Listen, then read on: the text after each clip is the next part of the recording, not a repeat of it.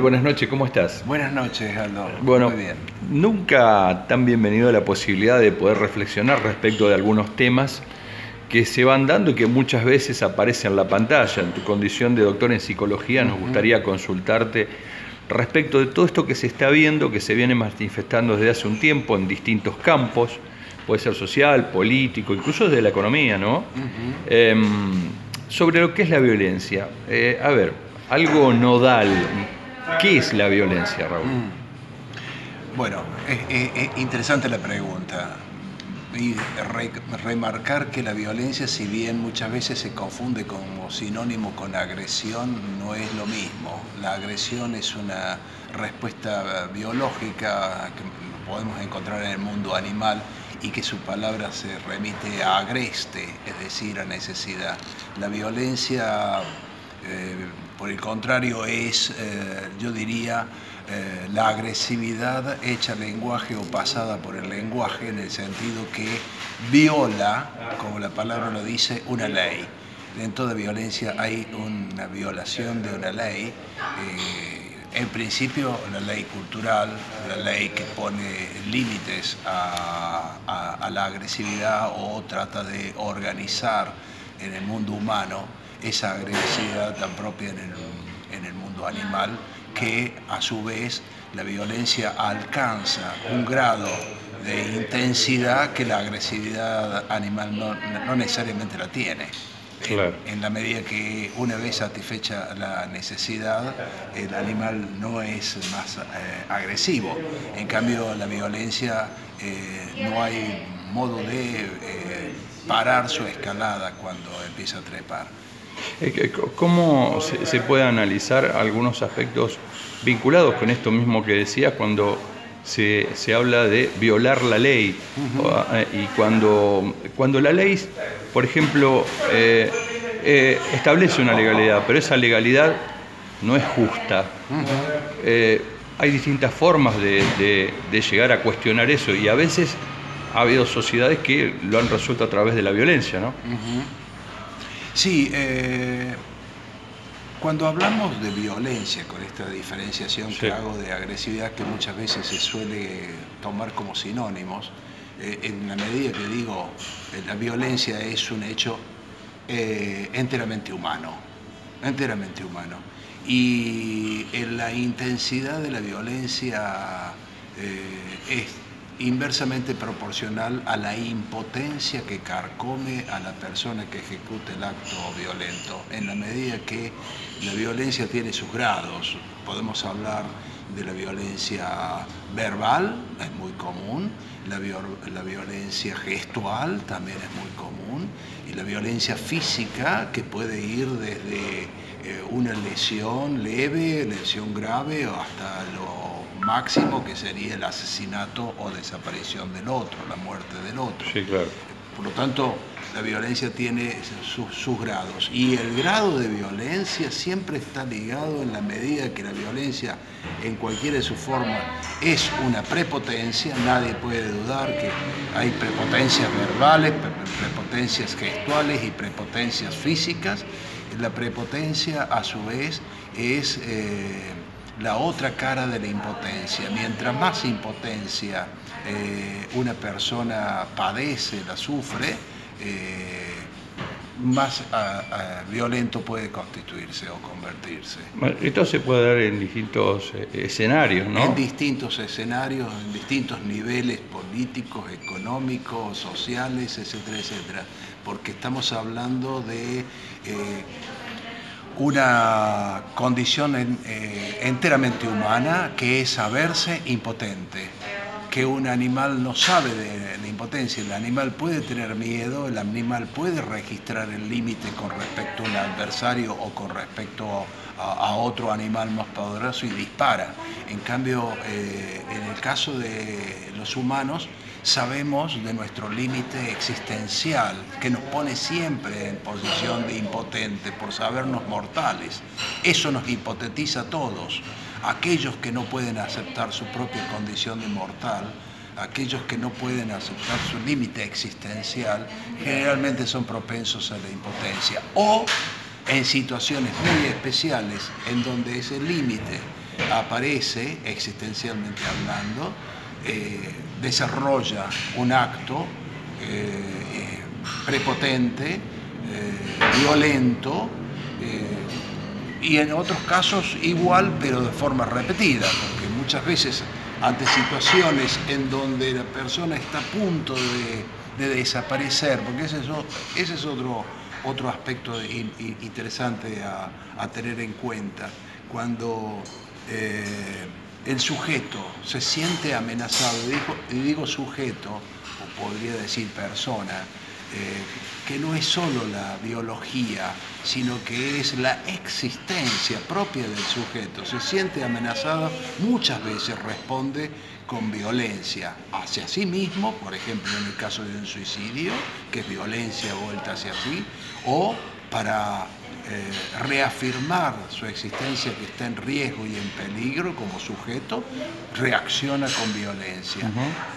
Por ejemplo, muchas veces en situaciones de peleas callejeras, en situaciones de defensa por su propia existencia, etcétera, etcétera, o en las cárceles, por ejemplo. En las cárceles la violencia muchas veces aparece ante el riesgo de desaparición como sujeto, sea por la forma de actuar del sistema carcelario, por la falta de atención de la justicia, de los tribunales, etcétera, etcétera, o frente a otro compañero de encierro que lo puede estar amenazando.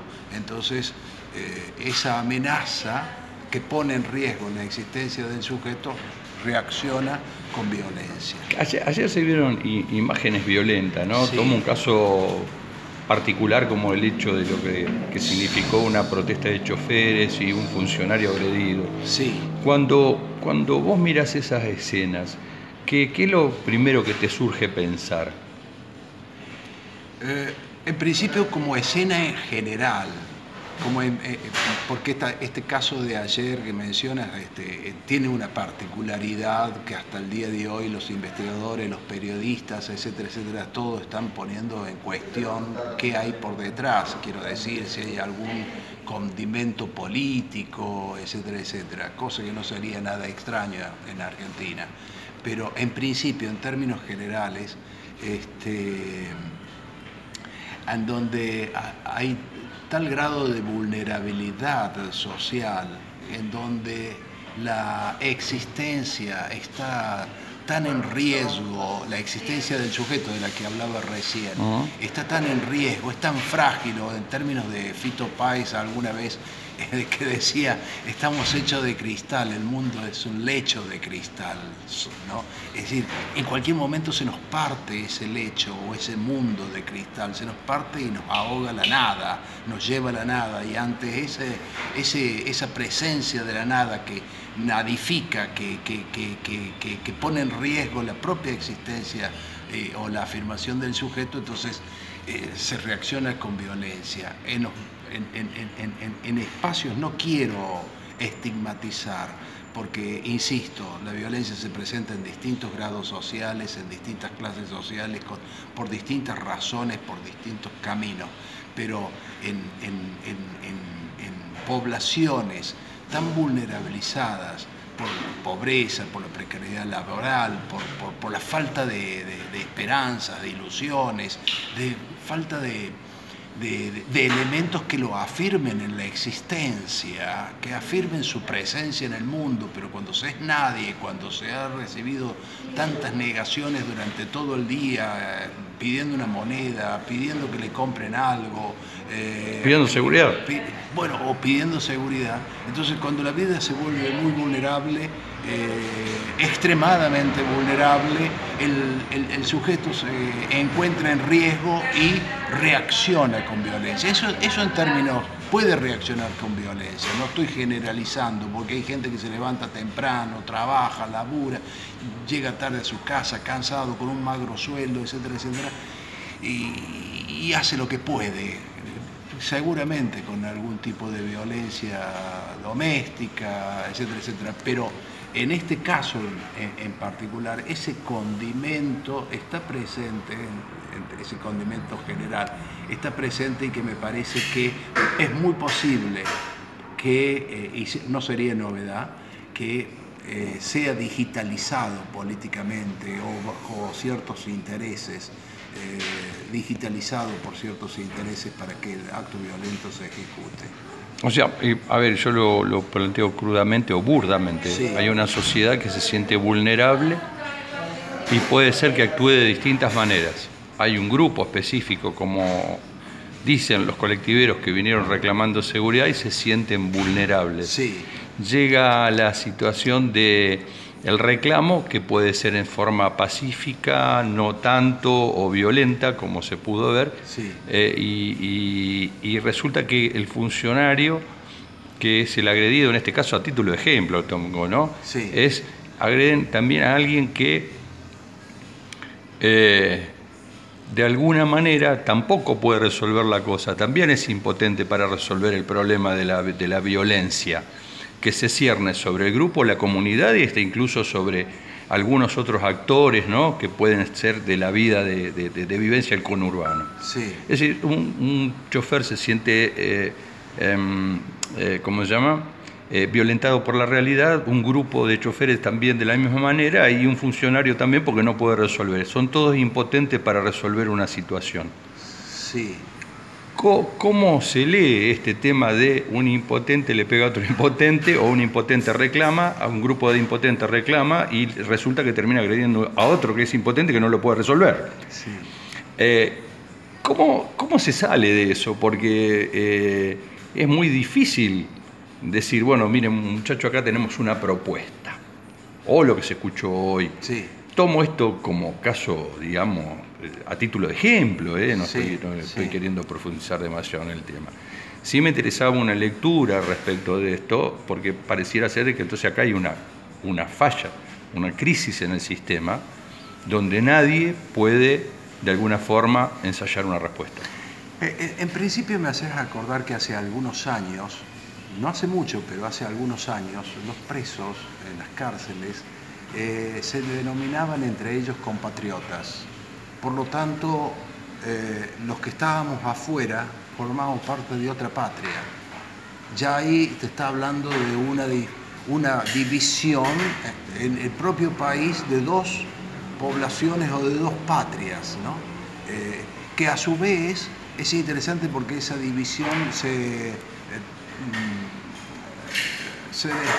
está presente, no podría dejar de estar presente en el lenguaje, en la lengua. Es decir, una cosa es el lenguaje tumbero que no entiende el que está afuera, o como también los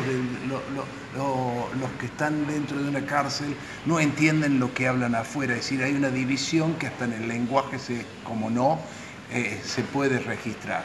Pero a partir de esa división, se fueron perdiendo también códigos en el mundo de la violencia, en donde el otro pierde carácter de sujeto y lo que se llama y se escucha por ahí, se cosifica al otro. El otro deja de ser un sujeto y se lo convierte en una cosa.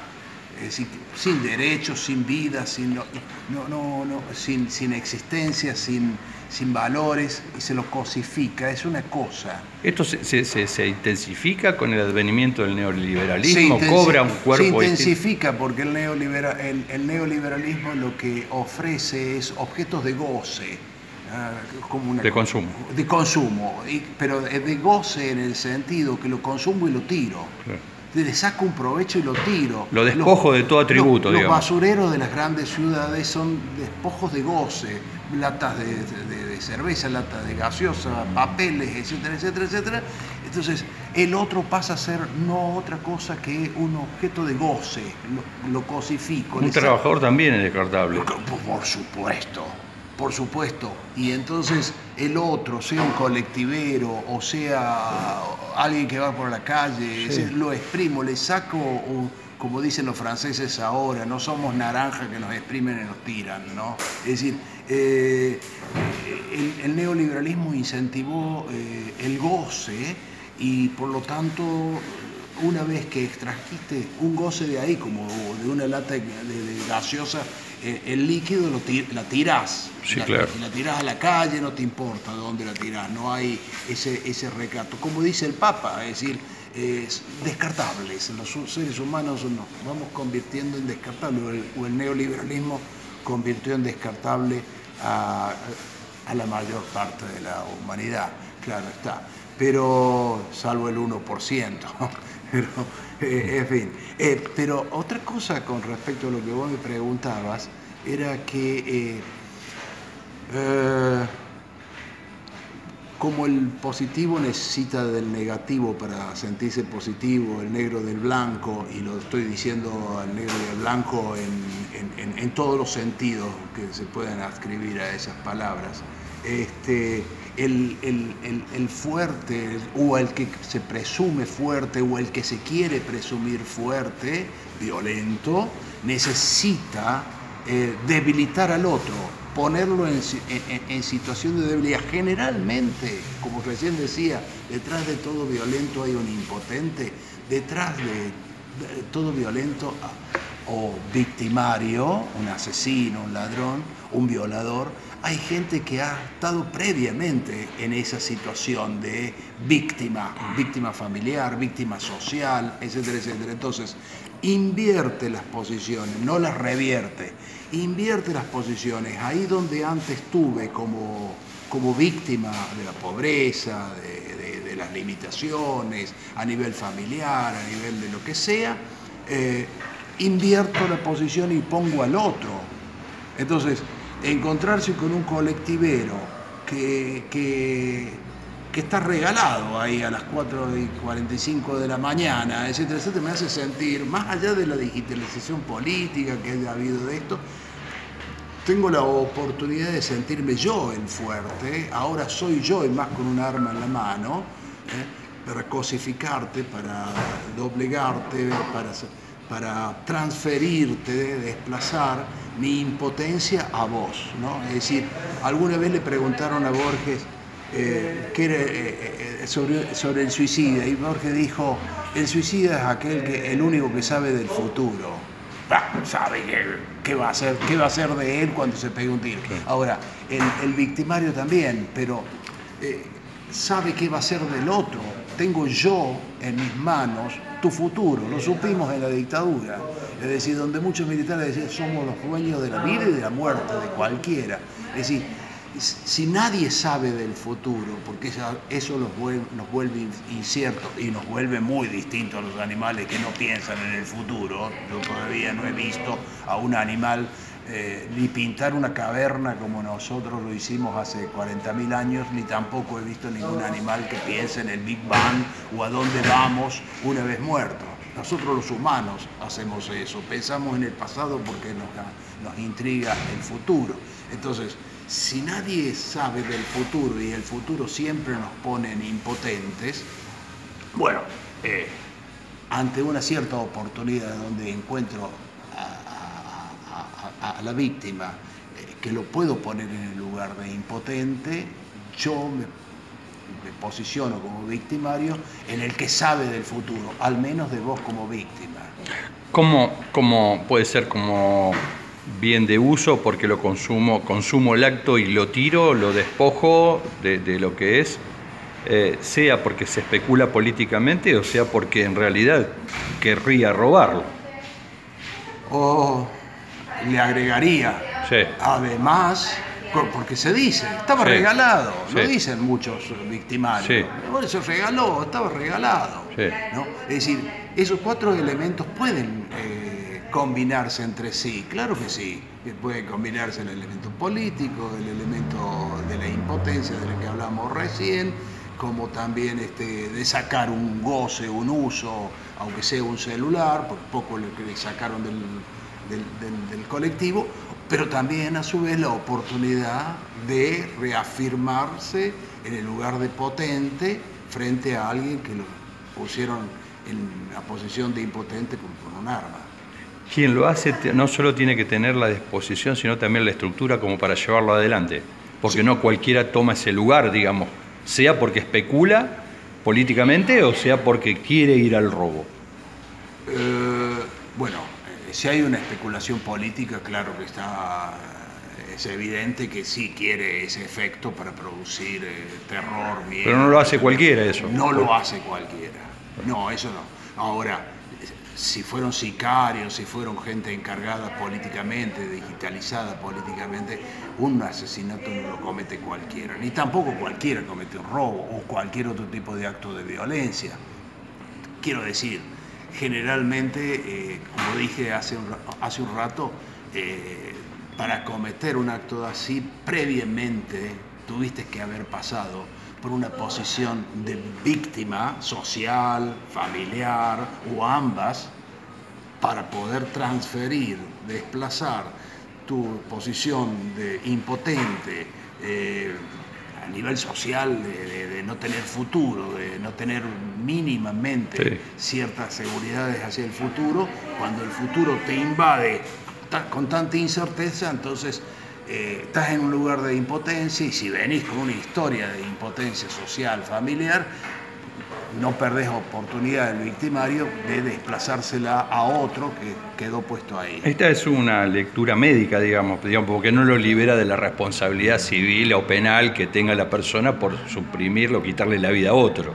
Yo no diría que es una posición médica, porque no soy médico en principio, pero además tampoco los médicos podrían encararlo en la medida que su atención es hacia la biología, hacia lo orgánico. Esto es una visión, primero, del estudio de la subjetividad del crimen, asociada, articulada con la antropología, con la disciplina de la sociología y, por qué no, también de la lectura política. Muchas gracias por su tiempo, doctor Raúl Teixedo. Gracias a usted, Aldo. Espero que esto ayude a concientizar, a abrirnos, a pensar, porque el tema de la violencia no se resuelve con facilismo y menos con armas. Será, como dijo el Papa, con más justicia social. Con más justicia social y con más humanización que pueda prevenirnos de la cosificación o del descarte humano que el neoliberalismo impone.